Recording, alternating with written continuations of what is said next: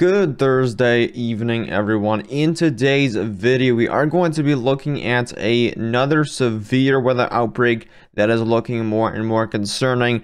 That will be beginning on Monday, April 15th, and then we'll be going into Tuesday, April 16th of next week. This is the Storm Prediction Center Day 5 Outlook. So this outlook will be for Monday, April 15th, just starting off next week. So as you can see, we have a 30% chance for severe thunderstorms that goes from southern Kansas into much of central and western Oklahoma and leads into portions of northern Texas. We do also have a very widespread area of a 15% risk for severe thunderstorms that goes from southwestern Iowa into Nebraska, Missouri, most of Kansas, the majority of Oklahoma, and a lot of northern and central Texas. Now, Monday's threat is looking like a typical dry line setup, which will bring that big threat for tornadoes and damaging winds, along with tornadoes,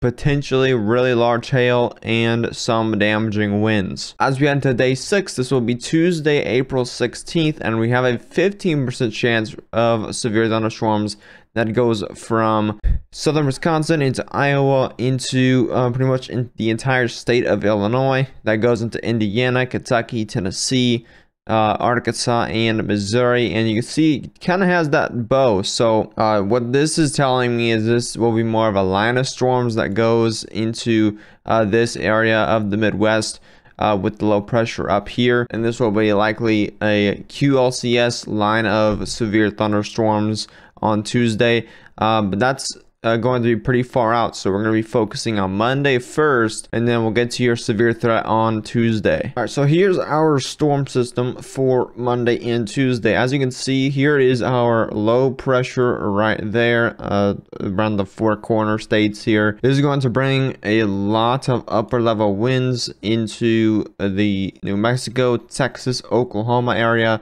And this is going to feed those storms with a lot of shear. And shear is really just winds going the opposite direction of these upper level winds, which causes those storms and those updrafts to rotate. So as you can see, we're seeing some very strong winds on the underside of this low trough here. As we move forward, this is going to be around when the storm will start to initiate, and we start to see some very strong winds start to go north, and we're going to see kind of that shear when winds go the opposite direction. That's what makes those storms rotate. But as you can see, this eventually does move north, and it gets even stronger, and this is going to be around 9 a.m. of Tuesday. And then I'm not really sure on the storms on Tuesday. This could be quite an interesting setup. These are either going to be a morning line of storms or an afternoon line of storms, or this could even be kind of a midday type of event for Tuesday.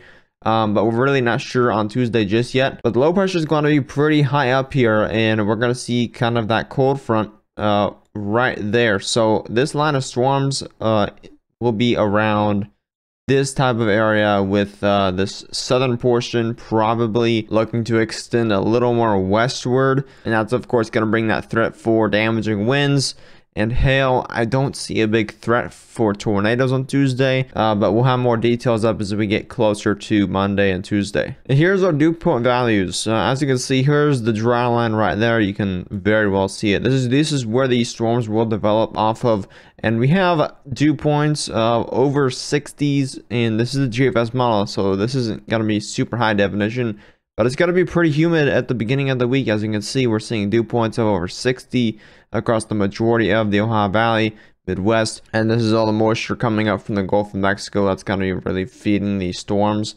As you can see, we might even reach some 70s degree dew points across some of these states, because these storms are going to need a lot of moisture to keep them rolling. So this is for Monday around 3 p.m. As we move forward, you can see kind of these storms taking up this moisture as these head eastward. And let's go ahead and move forward. This is going to be overnight on Monday into Tuesday, and as you can see, all that moisture is heading eastward. That cold front is taking all that moisture eastward with this setup.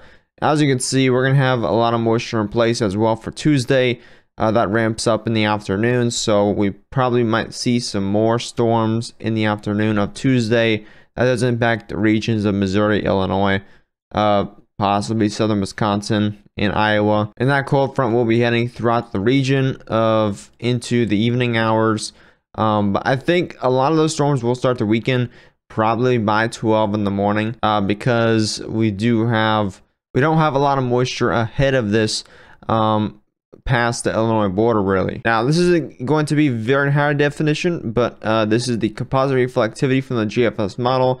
Just a little simulation. It's probably not going to look like this at all on Monday and Tuesday, but we do have storms developing by 3 p.m. Monday across Texas and Oklahoma as we head throughout 6 p.m. Again, this is going to be very spaced out times as of right now. When we get to about Saturday, Sunday, we're going to have more hour by hour forecast here. But by 6 p.m. you can see a big cluster of storms really head throughout the Oklahoma City area. And then as we head throughout 3 a.m. of Tuesday, you can see a lot of rain from those storms start to head eastward.